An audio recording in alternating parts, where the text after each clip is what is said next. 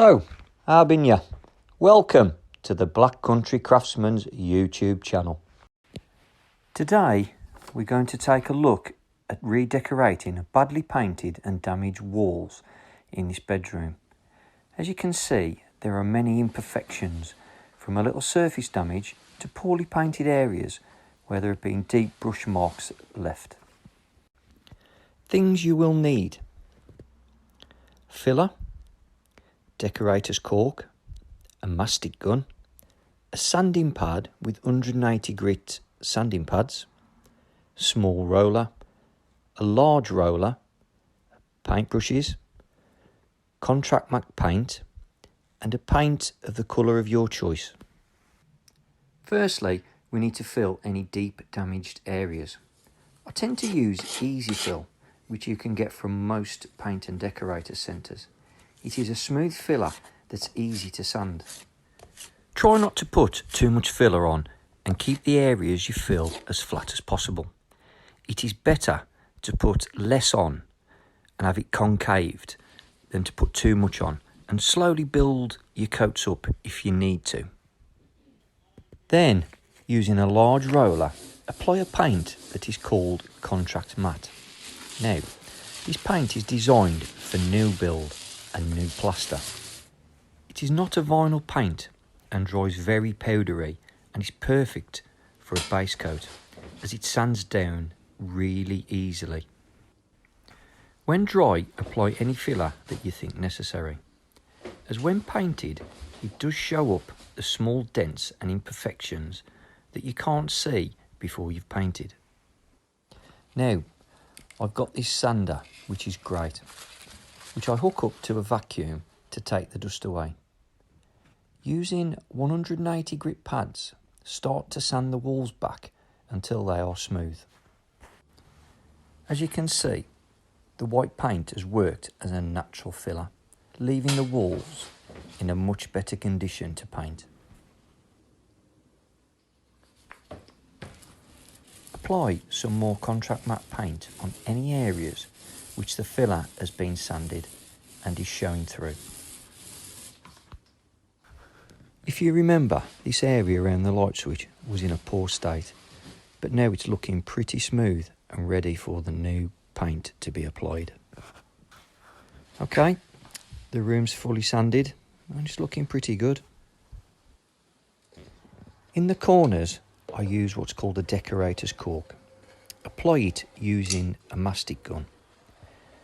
This is a flexible filler which will allow any movement. It's an acrylic filler, and it is designed and is perfect for this. Just a quick reminder, never ever use mastic in these circumstances. Mastic is an oil-based substance that won't allow paint to adhere to it, and it does peel off very easily, so never ever use mastic for filling in corners like this. When applying, using a wet sponge, smooth it out with your finger until you have a nice finish. Now we're fully prepped and we're ready now to put the finish coat on the walls. Starting in the corner, putting a little bit of paint on with the brush edge. As close as possible to the ceiling line, pull the brush along to create a nice lined finish along the top of the wall.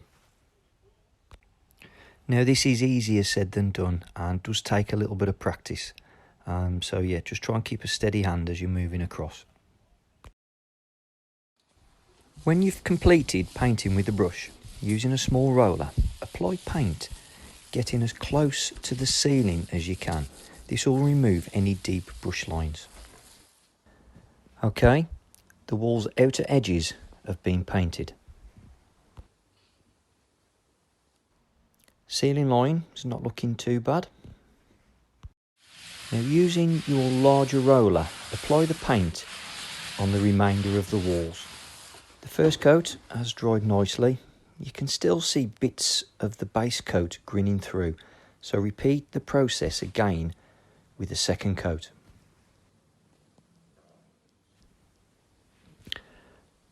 I've put this section in to highlight how using a brush leaves deep brush lines and how unsightly they can look when they're dry. Always use a small roller to remove them.